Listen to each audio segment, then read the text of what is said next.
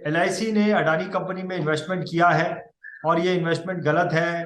काफी सारी बातचीत होती रही इसके ऊपर। दर्शकों को एग्जैक्टली किस बात का पता होना चाहिए, इसके पीछे फैक्ट क्या है। जब तक आप शेयर को बेचोगे नहीं, तब तक ना तो आप मुनाफा कमा सकते हो, ना ही आपका लॉस होता है। एलआईसी कोई रोज रोज शेयर खरीदने बेचने वाली संस्था नहीं है। आईआरडीएआई ने लाइफ इंश्योरेंस कंपनी के इन्वेस्टमेंट उसे कैसे करना चाहिए उस पर कुछ गाइडलाइन बनाने की कमेटी तैयार की। तो ये इन्हीं सब न्यूज के चलते हुए ये कमेटी तैयार की है।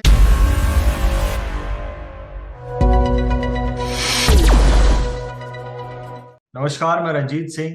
इंश्योरेंस वर्ल्ड दिस वीक में आज एक बार फिर से आपका बहुत बहुत स्वागत करता हूं। तो चलिए दोस्तों, पिछले कुछ दिनों में इंश्योरेंस की दुनिया में कुछ ऐसी खबरें थी जो कि चर्चा का विषय बनी रही। उन्हीं खबरों पर आज हम चर्चा करने वाले हैं मिस्टर मनोज पांडे जी के साथ। चलिए मिलते हैं मनोज जी से। मनोज जी, मैं आपका इंश्योरेंस वर्ल्ड दिस वीक में बहुत बहुत स्वागत करता हूँ। मनोज जी। थैंक यू रंजीत जी। नमस्कार सबको, दर्शकों को नमस्कार।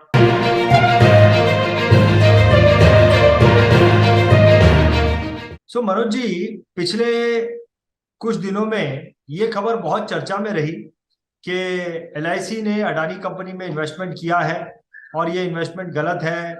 काफी सारी बातचीत होती रही इसके ऊपर।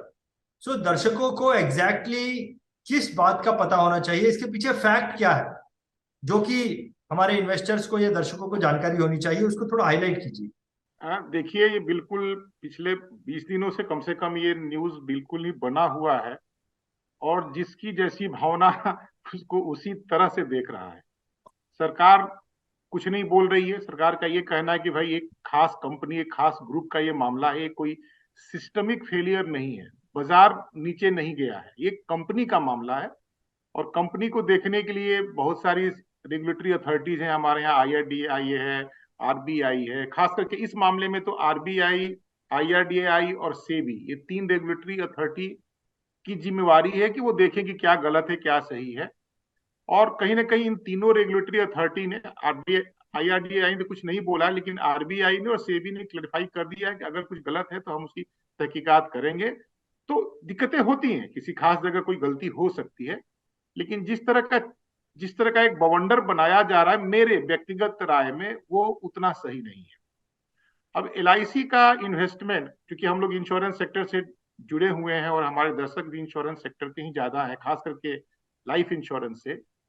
तो एलआईसी का इन्वेस्टमेंट अदानी में कितना सही कितना गलत, ये हम और आप शायद डिसाइड नहीं करेंगे, लेकिन हमें उस चीज को जानना चाहिए कि आखिर किस मुद्दे पे हम इस चीज को परख पाते हैं।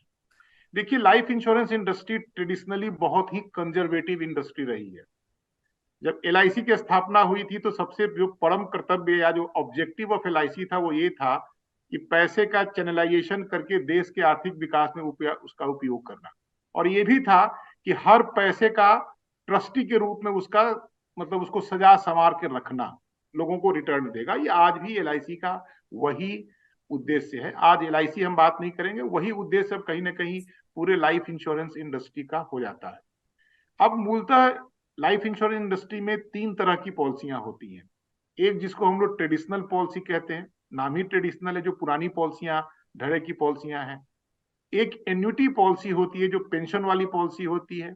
और तीसरा जो नए जमाने की पॉलिसी होती है उसको यूलिप पॉलिसी बोलते हैं, यूनिट लिंक्ड इंश्योरेंस प्लान। ये 2000 के बाद इंडियन मार्केट में आया। इसका भी अब 17-18 साल का तो हिस्ट्री हो ही गया है। देखिए, लाइफ इंश्योरेंस कंपनी में जो पैसे का निवेश होता है, क्योंकि लाइफ इंश्योरेंस कंपनी प्रीमियम लेती है, प्रीमियम में रिस्क कवरेज के लिए मरने जीने वाला भी प्रीमियम होता है, और साथ में एक अच्छा खासा प्रीमियम सेविंग के लिए होता है। लोग पैसा देते हैं, उस पैसे को इंश्योरेंस कंपनी जहां जैसा कहा गया है, गाइडलाइन दिया गया, वहां इन्वेस्ट करती है। वहां से रिटर्न आता है, उस रिटर्न को बोनस के रूप में ऐड करती है, और इस तरह से लोगों की बचत की प्रवृत्ति बढ़ती है और मेच्योरिटी को पैसा वापस मिलता है। तो इंडिया में जो लाइफ इंश्योरेंस कंपनी के इन्वेस्टमेंट जो गवर्न होता है वो होता है section 27 of Indian insurance act 1938। ये मदर एक्ट है। ठीक है, वो ऐसा नहीं कि जो 1938 में बना वही अभी चल रहा है, बीच में बहुत सारे सुधार हुए हैं, लेकिन नाम अभी भी इंश्योरेंस एक्ट 1938 ही कहा जाता है।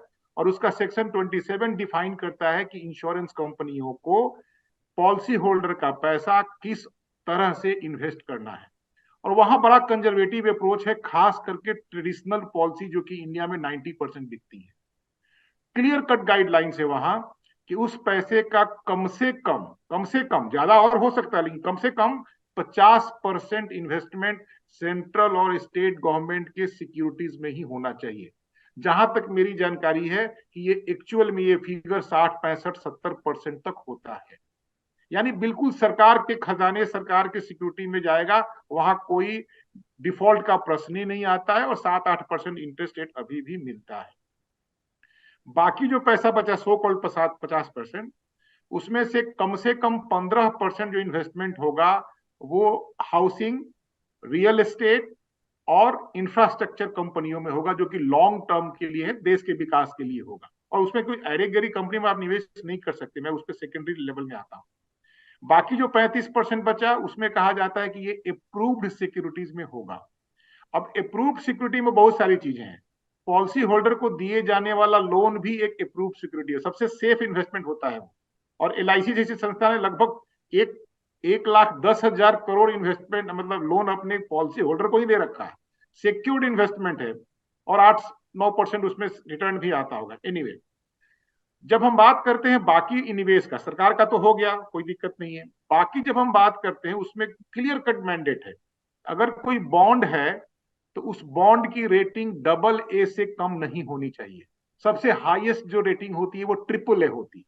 तो AAA और AA बॉन्ड में ही इंश्योरेंस कंपनियों को निवेश करना है, चाहे वो सरकारी बॉन्ड हो या प्राइवेट कॉर्पोरेट बॉन्ड हो।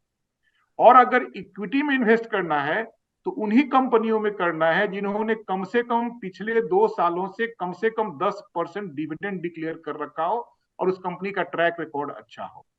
तो इस तरह से हाथ बांध करके इंश्योरेंस कंपनियों को रखा गया है और इसमें वायलेशन कोई इंश्योरेंस कंपनी कर नहीं सकती है, क्योंकि उनको मंथली नहीं तो क्वार्टरली बेसिस पे उनको आईआरडीए को हिसाब देना पड़ता है कि आपने जो नया इन्वेस्टमेंट किया है किस तरह से किया है, किस तरह के बॉन्ड में किया है। अब ये भाई साहब बैकग्राउंड है। इस बैकग्राउंड में हमें देखना है कि क्या जब एलआईसी ने अदानी के किसी भी शेयर में इन्वेस्ट किया तो क्या इस नॉर्म का कोई ब्रेक मतलब इसको वायलेट किया गया। अगर वायलेट किया गया है तो एलआईसी को दोषी ठहराया जा सकता है, लेकिन जहां तक मेरी मेरी जानकारी है किसी भी पॉइंट पे कहीं भी इसको वायलेट नहीं किया गया है। और यह भी एक हकीकत है कि पिछले साल में एलआईसी ने कोई इस कंपनियों में ज्यादा इन्वेस्ट किया भी नहीं है। एलआईसी का जो भी इन्वेस्टमेंट है वो पिछले कई सालों से चलती आ रही है। एकमुलेटेड इन्वेस्टमेंट है, वो भी 35,000 करोड़ के आसपास था, जो कि बढ़ के शायद 65-70 हजार करोड़ हो गया था। मार्केट डाउन भी हुआ तो भी वो अमाउंट लगभग 50,000 करोड़ के आसपास रहा। यानी 1 रुपए का भी लॉस एलआईसी को नहीं हुआ है। प्लीज इस बात को समझिए, एलआईसी कोई रोज रोज शेयर खरीदने बेचने वाली संस्था नहीं है। ये लॉन्ग टर्म के लिए इन्वेस्ट करती है और ये जो अप डाउन होता है इसको हम लोग नोशनल लॉस एंड गेन करते हैं। झूठ-मूठ का अपना बीपी बढ़ाने वाली बात होती है। जब तक आप शेयर को बेचोगे नहीं तब तक ना तो आप मुनाफा कमा सकते हो ना ही आपका लॉस होता है। तो जब एलआईसी ने उस शेयर को बेचा ही नहीं तो लॉस होने का तो प्रश्न ही नहीं है। और अगर आप नोशनल वाली भी बात कर लो तो 35 या 36 हजार करोड़ के इन्वेस्टमेंट पे जो मिनिमम बेंचमार्क आया था एलआईसी का इन्वेस्टमेंट वो शायद 50,000 करोड़ के आसपास था। तब भी 14,000 करोड़ का मुनाफे पर एलआईसी बैठी थी। तो ठीक है, नाम लेने की बात नहीं है, कोई अपोजिशन पार्टी हो या कोई नेता हो, जिसको जो भी बोलना हो बोल सकते हैं। मैं आपको एक बात बता दूं रंजीत जी, लगभग 20-25 साल पहले रिलायंस के साथ भी ऐसा ही हुआ था।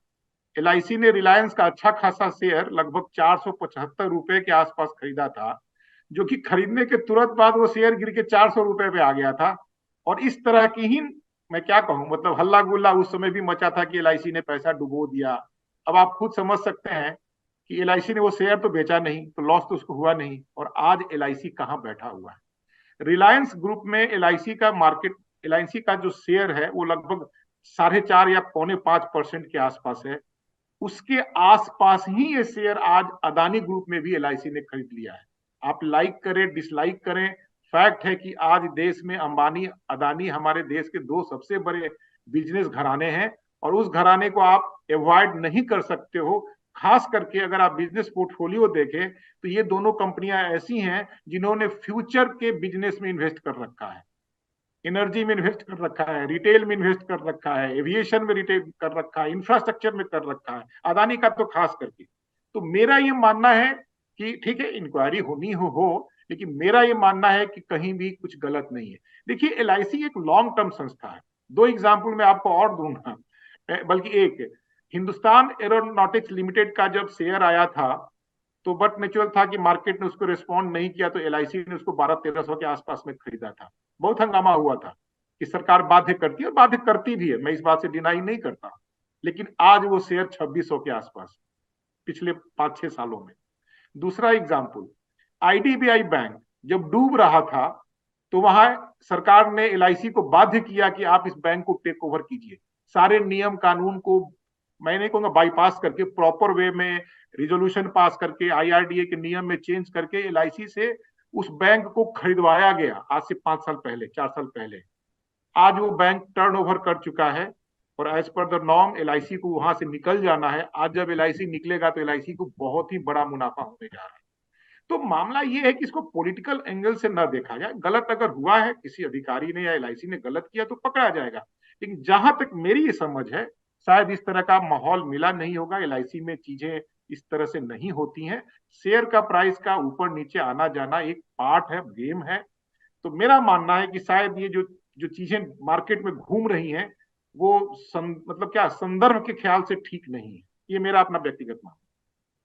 पांडे जी, जिस प्रकार से ये खबर मार्केट में फैली है, उसको देखकर तो ये बहुत ही नेगेटिव खबर लग रही थी, लेकिन जिस प्रकार से आपने इसका पोस्टमार्टम करके हमारे सामने रखा है, एक एक चीज को खोल खोल के आपने इतने सुंदर तरीके से आपने डिस्क्राइब किया है, समझाया है, इससे सब कुछ समझ में आ जाता है। अब आई थिंक, मुझे ऐसा नहीं लगता है कि इससे ज्यादा कुछ समझाने की जरूरत है। एक समझदार आदमी जब आपकी इन बातों को थोड़े से भी शांत दिमाग से एनालाइज करेगा, तो बहुत सारी चीजों का उसे ज्ञान हो जाएगा। ये खबर के ऊपर जो परत है, वो परत बड़ी ही आसानी से निकल सकती है आपकी इस इंफॉर्मेशन के द्वारा।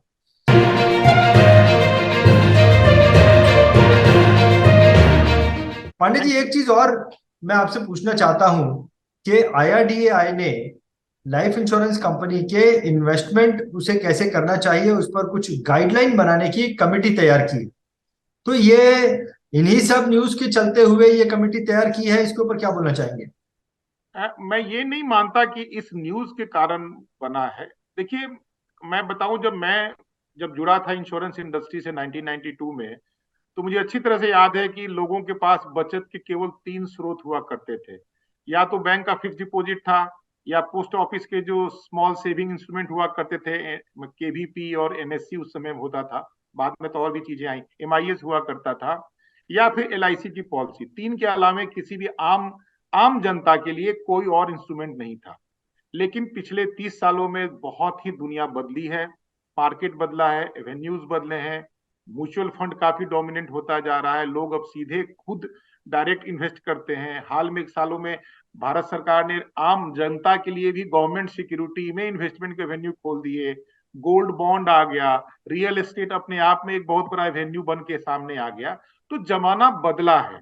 जब जमाना बदला है, तो ये भी देख रहा है सरकार, या आईआरडीएआई देख रही है कि लोगों का जो प्रेफरेंस है अब इंश्योरेंस से हट करके कहीं और जा रहा है।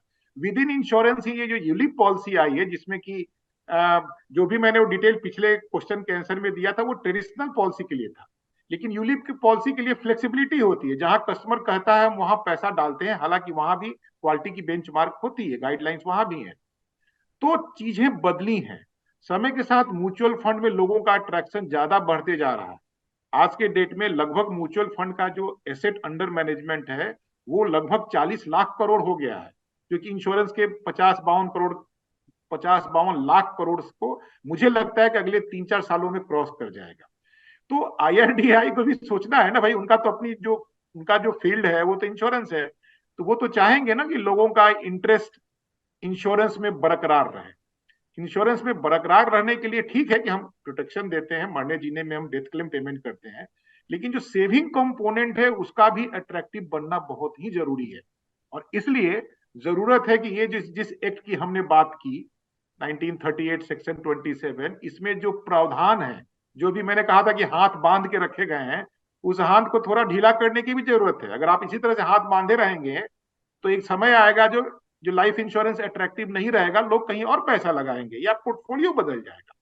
इसलिए मेरा मानना है कि अभी जो IRDA ने जो कमेटी बैठाई है उसमें हर हर हर तबके के लोग हैं, हर मतलब गवर्नमेंट सिक्योरिटी के लोग हैं, म्यूचुअल फंड के लोग हैं, बैंकर्स हैं, इंश्योरेंस वाले हैं, म्यूचुअल फंड वाले हैं, सबकी सहमति से कुछ ऐसा करने का विचार होगा कि कैसे हम लोग चीजों को और इसको अट्रैक्टिव बनाएं। तो मेरे ख्याल से कमेटी का जो गठन हुआ है, ऐसा नहीं कि तुरंत कोई डिसीजन आने वाला है, उसमें काफी टाइम लगेगा, क्योंकि कमेटी ये राय देगी IRDA को, IRDA राय देगी सरकार को, क्योंकि जो भी चेंजेज होंगे वो एक्ट ऑफ पार्लियामेंट से ही होगा, सेक्शन का जो 27 का जो बदलाव होगा, टाइम लगेगा। लेकिन हाँ, मैं मानता हूं कि एक अच्छी शुरुआत है कि अब पहले जैसा आप हाथ बांध के मत रखिए। अगर आप चाहते हैं कि लाइफ इंश्योरेंस इंडस्ट्री भी बाकी सेक्टर से compete करे, तो उसको थोड़ी बहुत फ्लेक्सिबिलिटी तो देनी ही पड़ेगी, ये मेरा मानना है। और ये कमेटी का जो गठन हुआ है, ये एक सही कदम है, मेरा ये मानना है। बहुत बढ़िया, ये तो बहुत पॉजिटिव न्यूज है और इंश्योरेंस इंडस्ट्री के लिए बहुत अच्छी खबर है। सो मुझे ऐसा लगता है कि हर संडे को हमारी ये न्यूज आती है पांडे जी, और जिस प्रकार से नो एक अच्छी हेल्थ के लिए हमें रोज एक्सरसाइज करना चाहिए, अच्छा खाना चाहिए, उसी प्रकार से इंश्योरेंस इंडस्ट्री का में काम करने के लिए भी हमें हफ्ते में एक कैप्सूल तो लेना चाहिए। और इंश्योरेंस वर्ल्ड दिस वीक ये कैप्सूल की तरह काम कर रहा है। बहुत ही सुंदर तरीके से आज की खबर मनोज पांडे जी आपने हमें दी है, इसके लिए आपका बहुत बहुत धन्यवाद। DITV चैनल पर आपका स्वागत है। DITV यूट्यूब चैनल पर सब्सक्राइब करिए, बेल आइकन दबाएं।